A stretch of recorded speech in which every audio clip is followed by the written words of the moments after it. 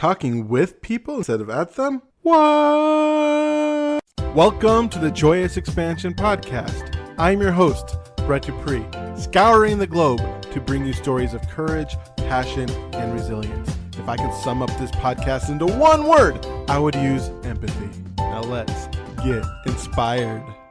Welcome to the Joyous Expansion Podcast. I am your host, Brett Dupree, the champion of authentic joy, catalyst of transformation, and soon to be blank. You'll find that a little bit later. Yes, my folks, this is episode 21 of the podcast. Exciting. Every podcast now is an exciting moment in sports as I continue to break my personal best for the longest podcast in Brett Dupree history. This is the longest I've ever done a podcast, which is always super fun. It takes me about 5 hours per episode. It's actually a lot of work. Sometimes I wonder if it's worth it. And then I see those sweet 5 views, and then I know, yeah, I touched 5 lives. Maybe one day I'll touch more, but right now, if it's just those 5, it's worth every second. It's worth every penny. Well, I don't pay for the free views. I'm experimenting with Facebook ads to see if I can get the view count a little higher. Because these people deserve to be heard. They're great. Well, I talked about last week, if you listened to the beginning, that I was going to be talking about something new, something exciting, something that's been on my mind. Kind of like, I believe it's true, every little thing you do, you're on my mind, you're on my mind. Well, my friends, every little thing I did, this has been on my mind for years, and there's just something holding me back. I realize a lot of it is not truly living it. But at the same time, I am just going to announce part of it here. Many years ago, this idea that came out into my head that I must start a church, a cult, if you will. But the cult is awesome, the Church of Awesome. This idea, and it kept on percolating. In fact, 2 books were coming to me at the same time. I started writing the other one, but unfortunately, just life kind of got in the way and I stopped writing. About 7,000 words in to that one, but for some reason I kept on telling myself that I'm going to be writing both of these books at the same time and thought, wow, that is too much, and I don't like too much. But at the same time, the Bible for the Church of Awesome, Enlightenment through Beer, Boobs, and Bacon, is going to be starting soon. So watch out for that coming in probably 2021, knowing how I procrastinate. But if you will, maybe I won't, because my goal is to write out the 10 commandments of living from awesome. In each of the next 10 weeks, I will be both revealing the 10 commandments and talking a little of them. These are the 10 biggest points in life, in my humble opinion, where you write why 10, because 10's round and I'm American. We use a 10-based numbering system, and we have 10 commandments in the Christian Bible. So 10 just seems like the right number of commandments. Plus, if you actually read the Bible, there are a lot more commandments. It does not stop with not killing and not stealing and not coveting the neighbor's wife. I always like that joke from The Simpsons that technically it's a sin to go to the bathroom. So there'll be other things in there, especially a chapter on why we are not lobsters. So forget that noise.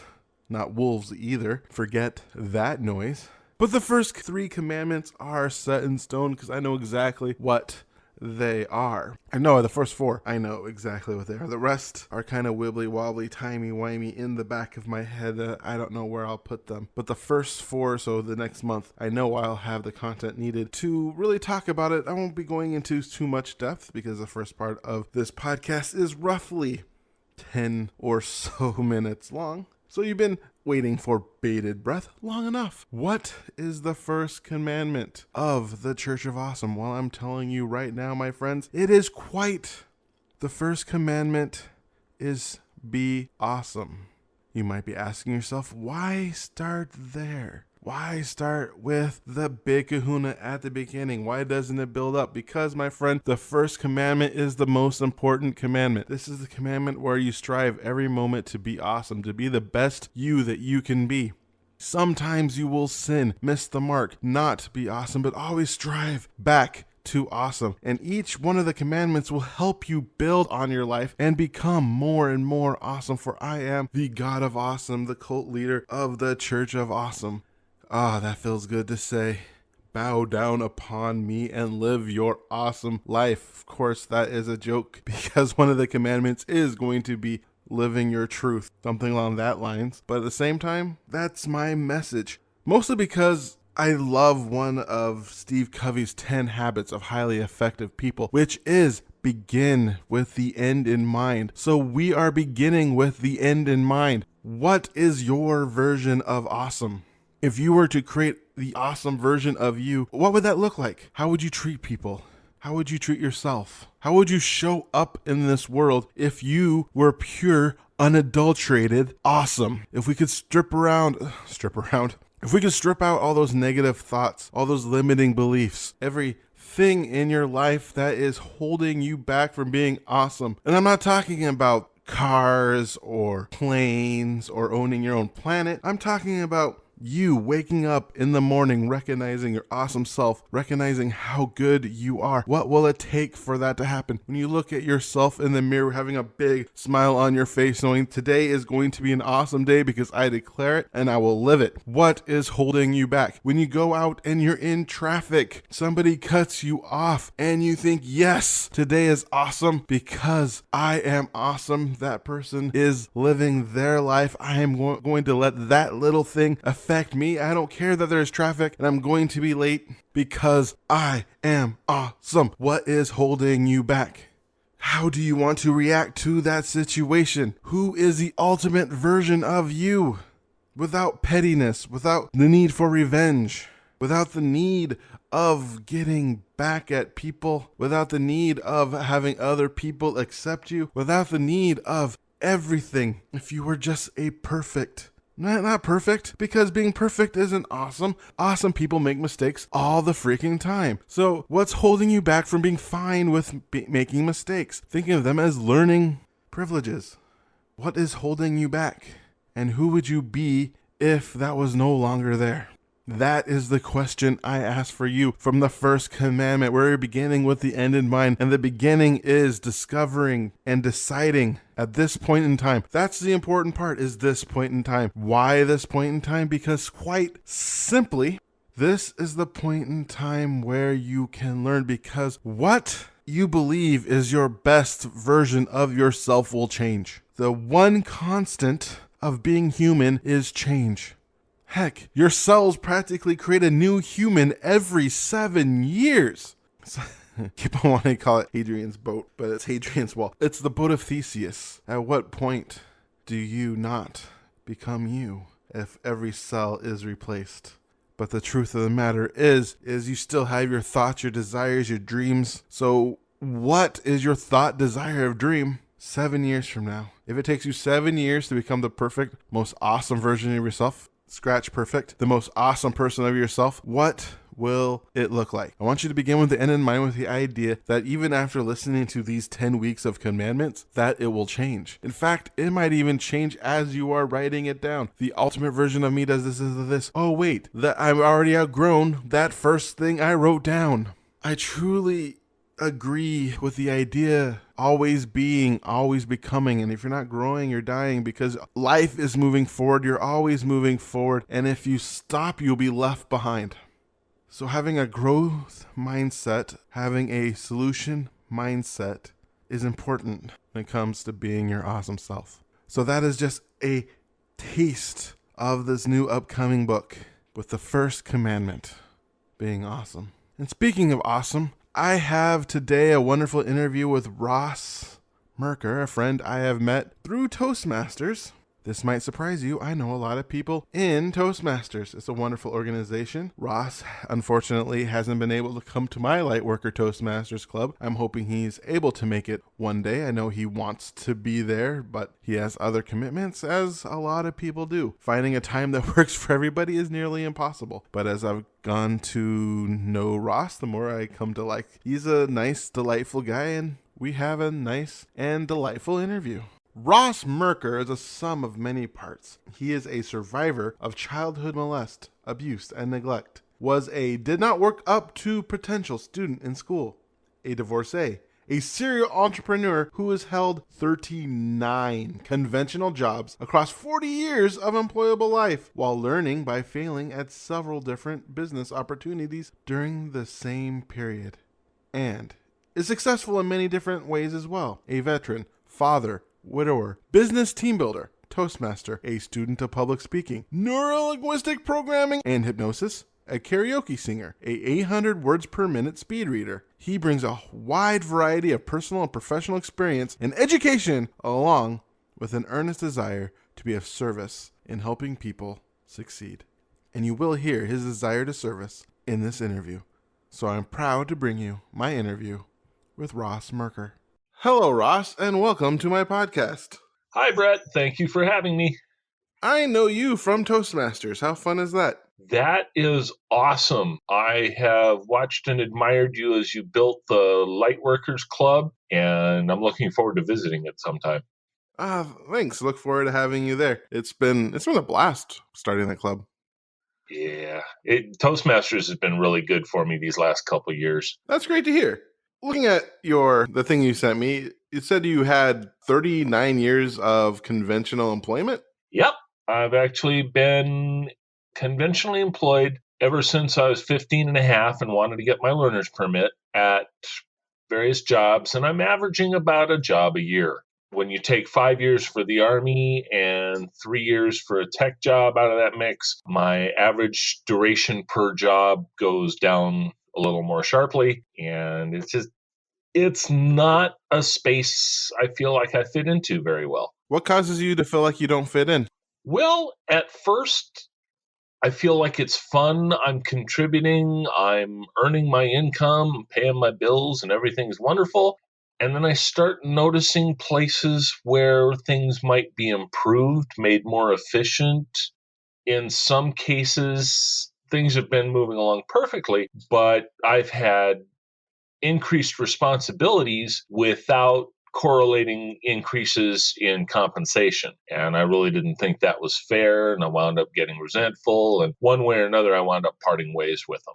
A fun sideways promotion. Here's more work, but we're not going to pay you anymore. Sorry. Or here's a new title that comes with more work, but we're not going to pay you anymore. Sorry. And it's like, yeah, I'm sorry too. I got to go. So you've been trying to create your own side business for how long now?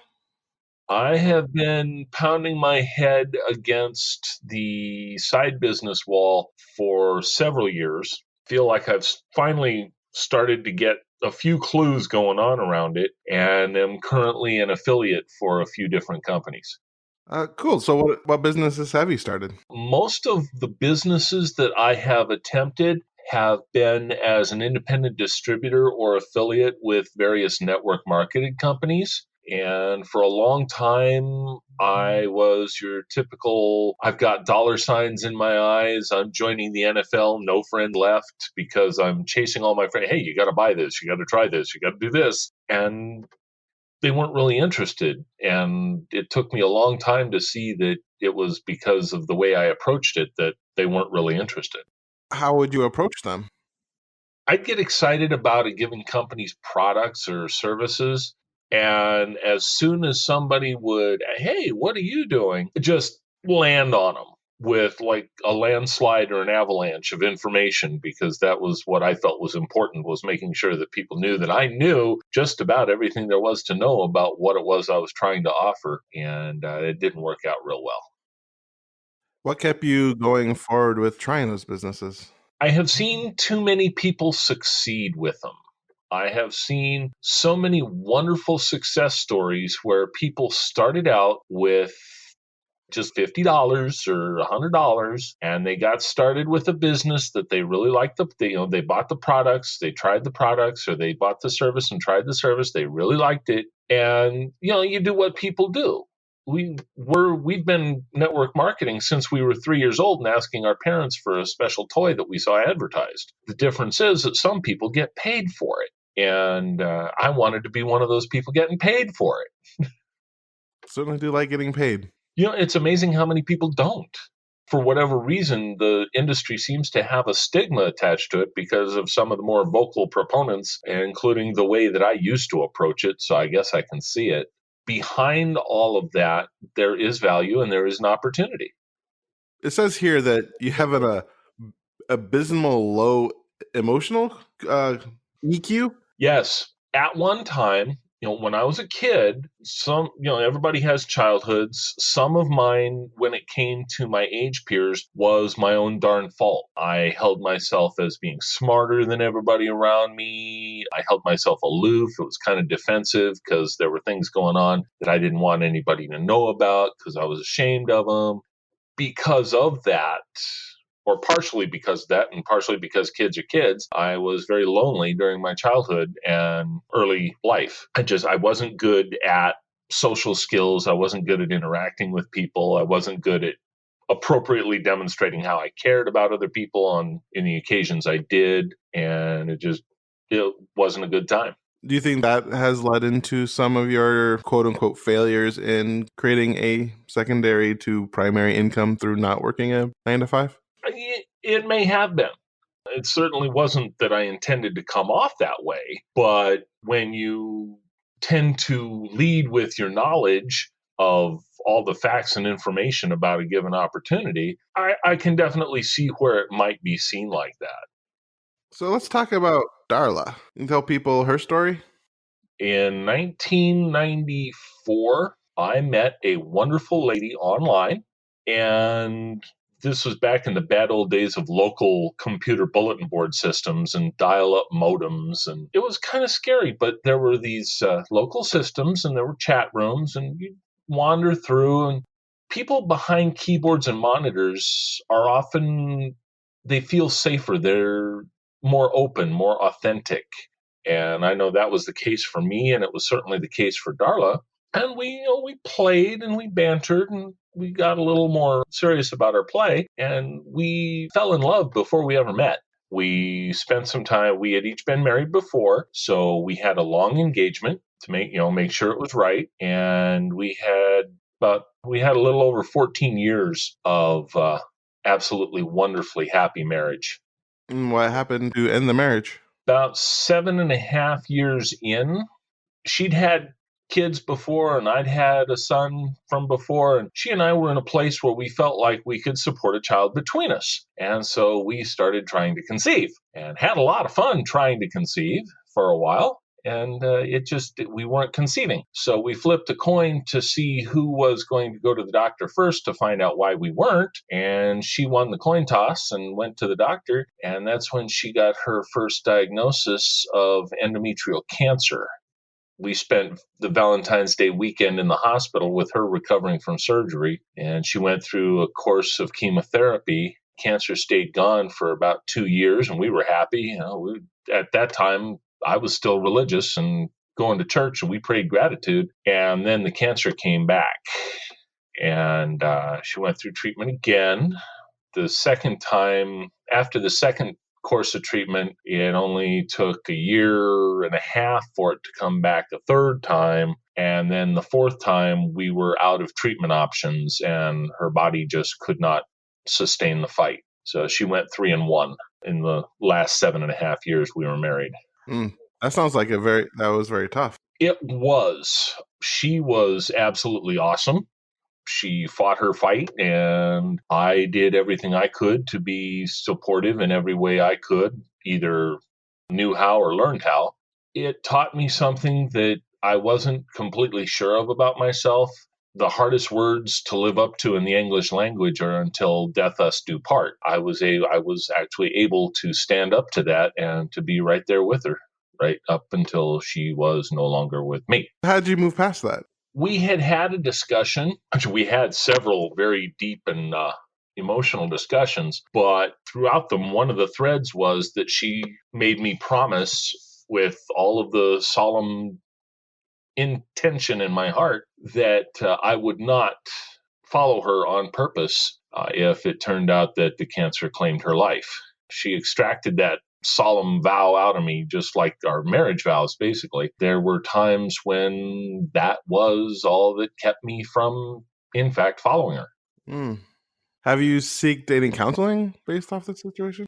I had been in therapy once since then. I wasn't real happy with my therapist because after all of the testing and diagnostic information that we went through, she basically looked at me and said, the DSM is not a buffet, pick one. And so we did, and we worked on it, and I got marginally better.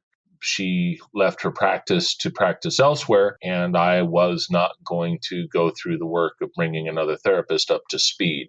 Later years, just last year, matter of fact, I visited a hypnotherapist for some other issues, more of my childhood issues than anything else, and got a huge amount of work cleared up there, actually enjoying life rather than just existing. Oh, nice. I think it's always fun to enjoy life. It happens. It was odd. And somebody brought it home to me also that, okay, you promised her you'd live. And there's more to living than just existing, surviving, and keeping your heart beating, your lungs going, and food in your tummy. I had to admit they were right. I was kind of trying to slide by with the minimum possible effort, and that just wasn't doing it. So what does living look to you now? Living to me looks like engaging. Toastmasters is a wonderful, safe space to express myself and learn how to better express myself in terms of communicating with people rather than talking at them or to them. And it's actually helping me in my business prospects as well. There's a big difference between somebody coming, say, for example, a server in a cafe type restaurant, and server A comes at you, hey, we got the greatest coffee in the world. You got to try this coffee. Here, have a cup right now. And by the way, this coffee is only this. And if you refer people for our coffee, you get this. And the last thing you want from that person is a cup of coffee. You get server B who comes in and says, hi, how you doing today? We have some pretty good coffee. Would you like a cup? No? Okay. See you in a while. You might change your mind. Which one are you more likely to get your coffee from? Most likely I can get it from B. It's an invitation. That's what I'm learning, reinforcing, is how to be server B. So what are you doing to teach yourself how to be server B? It's more along the lines of engaging with the person, learning what to listen for when they're saying something. There's a lot of people who will, oh man, I don't make enough money. And okay. Oh, wow, you got to join my team. We're doing this, we're doing that, we're doing the other, we're making lots. Or being able to sit back and say, I'm just curious, would you like to do something about that? And sometimes people will say, yeah, I'm interested in taking a look at something different. Or, okay, it's my own fault with my finances. I'm not really that much motivated to do anything different. And, the latter group you leave alone, and the prior group you talk to and see if your option might fit for them. That makes sense. Yeah. And oddly enough, it's working better. So do you work with people on how to sell? I do. It's more not necessarily how to sell, because we all know how to sell. We get enthusiastic. We transfer that enthusiasm. That I am sold myself is the last four letters of the word enthusiasm. Most of it is about learning whether or not people have a want or a need that what you have can help fill.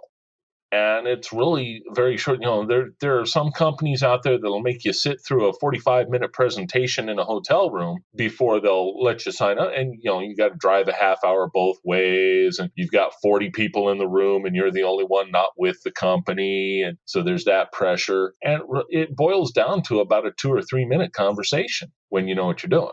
Yeah, but that way you get a free toaster. Not always. And it's not free. It costs you your time. Like that half-hour drive getting there, the 45 minutes sitting there, half-hour drive home. By the time you get done, your evening's shot. And all for a toaster?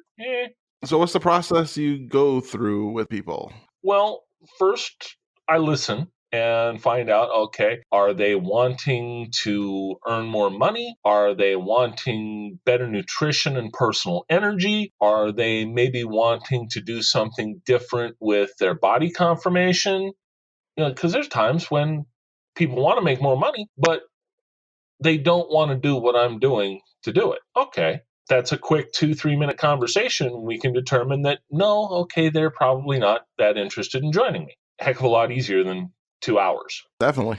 There's people who, maybe they do want to do something different toward their body composition. Maybe they do want to do something better with their nutrition, but they do not want to share it with anybody. They want to keep it a deep, dark secret in their cupboard. And that's fine too. It used to be that, everybody has to make more money. Everybody wants to make more money, right? Come on.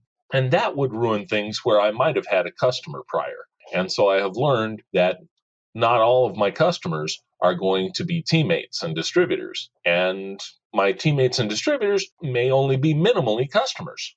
You got to meet people where they are. That makes sense. When I was first trying to do these businesses, I had literally no clue what to say or how to say it that would help people decide to join me. It's like going to a party and say, wow, how much do you weigh? Am I going to get a date? Probably not. Or how long does it take you to put that makeup on? You say the wrong things, you're going to get results you don't want.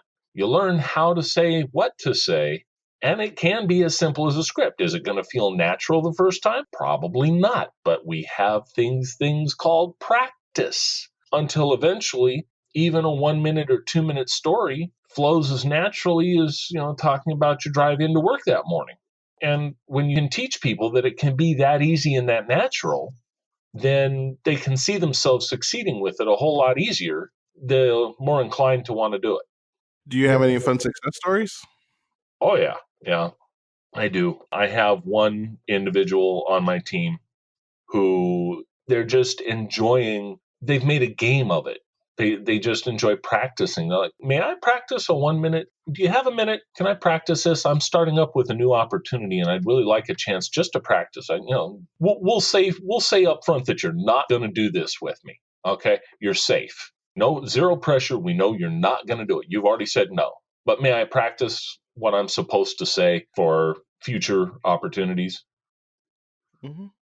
And so they get the opportunity to just practice the 1 minute presentation, no harm, no foul, and they feel better, even though their friend knows it's just practice. They also know what they're doing. And like, maybe I might think about doing that. We said it was just practice, and I know there's no pressure, but, tell me more. Yeah, I think that works when you have the invitation. I remember one knife salesman used the practice thing on me, and that wasn't actually practice. That was just a way to get in the door. So a lot of it is authenticity and being honest with your intention. Yeah, I was like, hey, I'm in a new business opportunity. May I practice my 1 minute presentation with you? We'll agree you've already said no. Yeah. And the trick is to be authentic and, hold to that agreement and say, no, we already said you said no. So I'm not going to ask you any further. If it's something that you might find interesting, come back and talk to me later. Yeah, that sounds like a good way of doing it. Yeah, it works. It's working. So what do you enjoy about doing it? I can do it on my own schedule. I have the power of an option that many people haven't even let themselves consider. There is a way to win the game. It's not difficult, just different, and it works. So I have that kind of authority and ability to take people who are head down, nose to the grindstone, shoulder to the wheel in that 40-year, 40-hour a week, 40% retirement at the end of it rut, and say, there are options. Maybe it's not for you, but what if it is? Isn't it worth at least looking? Yeah, I think it is worth at least checking out. Yeah, it's interesting. People ask me what I do, and I have an exactly what to say script for it. It's like, well, how so many people are looking for a little more healthy energy in their lives? And they're nodding. And, well, how so many people seem to run out of money before they run out of month? They'll nod, or they'll at least think about it. Some people, keeping an open mind, have found one way to answer both problems. If you're ever interested, we could talk more about it. Meanwhile, how about those Seahawks? Zero pressure, inoffensive, but it lets people know that you have an option that, okay, maybe I might want to ask about this. If they have either the healthy energy or the money as things that are concerning them, they'll ask about further.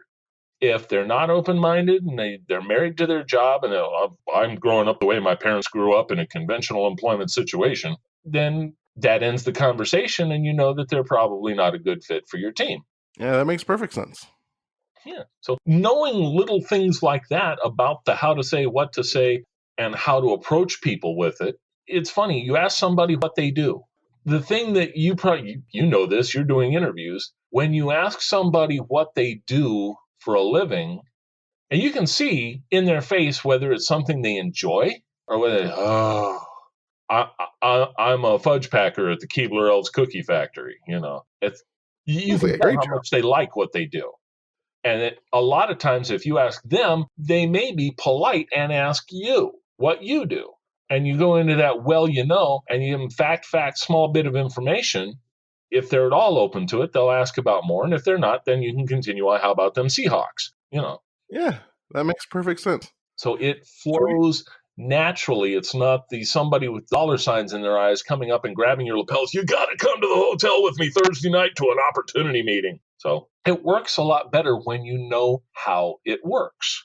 cool. We're getting to the end of our interview together, and I like to ask people to do 1 minute of motivation. This could be something along the lines of you have a time machine and you go back to the past to your 8-year-old self, but you only have 1 minute to convey some information, or basically taking your life philosophy and packing it down to a minute. So are you ready to get this started? 1 minute core motivational message to an 8 or 10-year-old me. Hey, little man, I know you don't believe it right now, but there is somebody who loves you.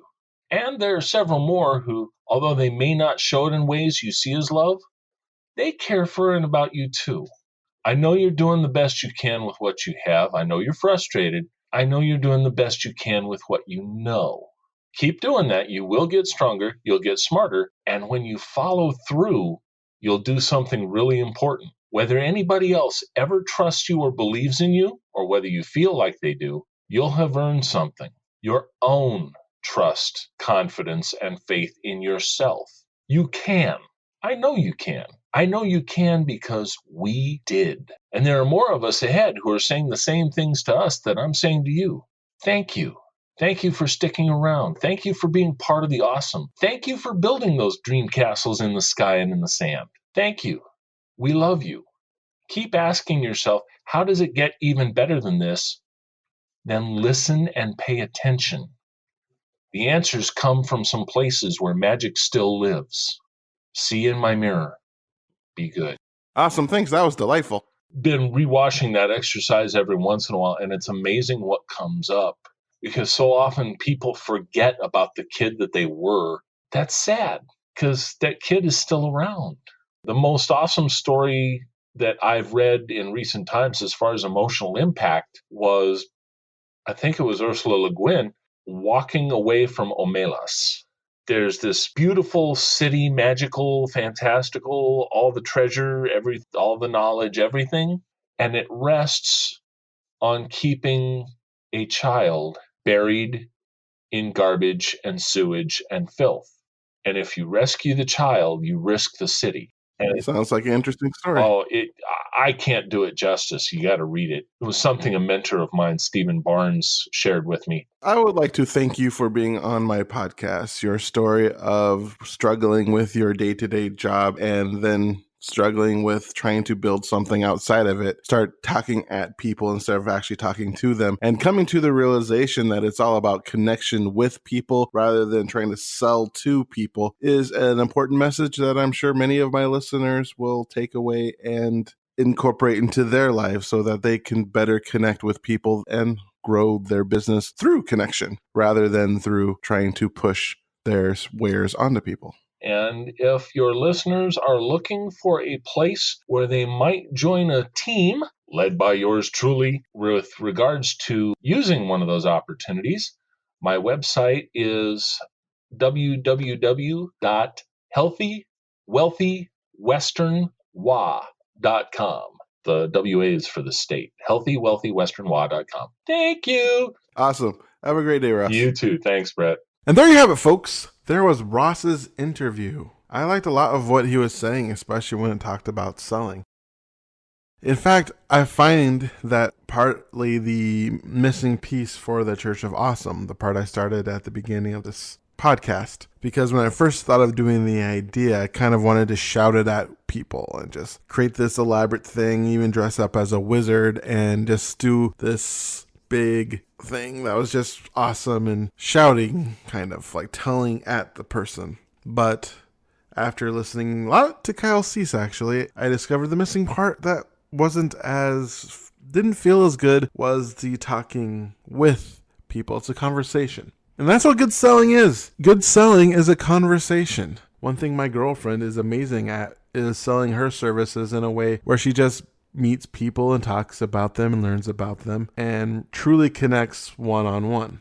Which, of course, is not one of my best skills, is conversing one-on-one and talking about what I do and what I want to accomplish. That's not one of my area of expertise, but that is something that I am working on. And listening to Ross's interview, it really put me on the right track of thinking about it as a conversation and learning more about Ross, which before this interview, I didn't know much about him. He was a guy I knew at Toastmasters. He was a nice guy, as most people are at Toastmasters. I highly recommend that wonderful organization, especially if you find the right club. If you're in the Seattle area, come check out the Lightworker Toastmasters. Anyway, and learning more about Ross and what he's gone through, losing a wife that can never be good, especially when they're awesome, and through cancer like that, that has to not be fun. I can't imagine what I would feel if I lost somebody I was married to for that long to cancer and still have so much of my life to live, because, we all die someday. But at the same time, he's only in his 50s and, well, he has more life to live without her. But that was also probably a while ago. He didn't really give a timeline, did he? But going through that, the interesting part about that is talking at people. You see this all the time. The Facebook equivalent of adding someone to a Facebook group without their permission and then selling them. Or my favorite is when you meet somebody on Facebook, or, you meet somebody and then on Facebook, they just sell at you all of a sudden and talk at once. They invite you to a conversation, and the conversation is just them pushing their MLM marketing scheme on them. I have one person who, honestly, I don't really want to talk to, because only time we talk is when he wants to sell me something. And it's just annoying. It does not feel authentic. His excitement is palatable. I can see why people would want to join, but at the same time, I don't want that kind of selling. I want real friendships. And being authentic and selling, in my humble opinion, is important. It's like in mail marketing, when all of a sudden I saw all these people I subscribed to put oops messages after their regular messages. Oops, I forgot to put the link in my last message. Whoopsie daisy. It turns out everybody was making that mistake. It was almost like that was a scheme. Someone figured out that more people open up oops emails and regular emails, and then everybody jumps on it. Or, oh man, the absolute worst is bots. I hate bots. I signed up for a messenger bot, and holy heck, I did not like it. Part of the reason is because I hate notifications, and every time I get a notification of a message, I get kind of excited. And then when it's just someone trying to tell me something or say check out their blah blah blah, I get like, Argh! I mean, that's fine if it's a Facebook post or on a Facebook page, but if it's a message, I want it to be sent to me from someone. Same with a text message. It's like I subscribe to someone to call me and go, buy my thing. I subscribe to an advertisement. Why would I do that? I don't want to do that.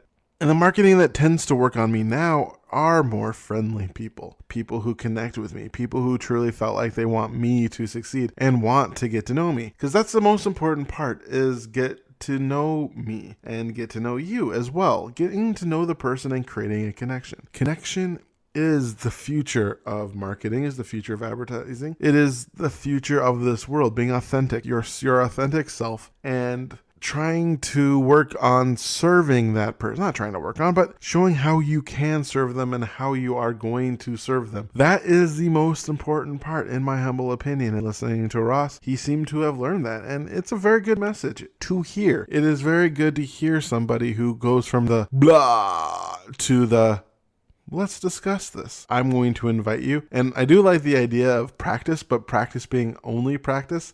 If I ever practice again on somebody, at the end, I'm just going to thank them And if they want to continue, just have them only if they bring it up themselves. I'm not going to even try to use practice as a back door. But I'd also like their feedback, because feedback is awesome. Well, during this time, I generally read an outro about Ross Murker. However, he already told you how to get in touch with him, so I suggest you do that if you want to be part of his team. And if you don't, well, what have you learned about today's podcast? If you want to tell me what you learned from today's podcast, send me an email at bre2ts@joyousexpansion.com. Yes, that's Brett Dupree at joyousexpansion.com. If you want to learn more about me, go to www.joyousexpansion.com. You can check out more of this podcast at pod.joyousexpansion.com. Are you seeing a theme? I'm also on Facebook, but it's /increase your joy, so... But my Instagram's Joyous Expansion, and my Twitter is Joyous Expansion. So I got the marketing on that one. I am Brett Dupree, the champion of authentic joy, catalyst of transformation, Joyous Expansion life coach, cult leader of the Church of Awesome, or Grand Poobah, or whatever I decide to call it. I don't know. I haven't come up with that part. Even though cult leader sounds super fun because it makes me feel mysterious and I can wear a cloak. I always wanted to wear a cloak or a cape. Yeah, a cape. I should get a cape. Capes are cool. So thank you so much for listening to this podcast. Like and subscribe wherever podcasts are podcasting. I know that doesn't make sense, but that's what happens when you improvise. And once again, I remind you to be joy, be love, be awesome. Now play that jingle. JoyousExpansion.com. JoyousExpansion.com. Come and say hello to Brett Dupree. He is an inspirational life coach. Good for you and good for me. He turned my life from grey to blue. I'm sure he'll do the same for you. Get in touch and you'll see your life will change dramatically. JoyousExpansion.com. JoyousExpansion.com. Yeah.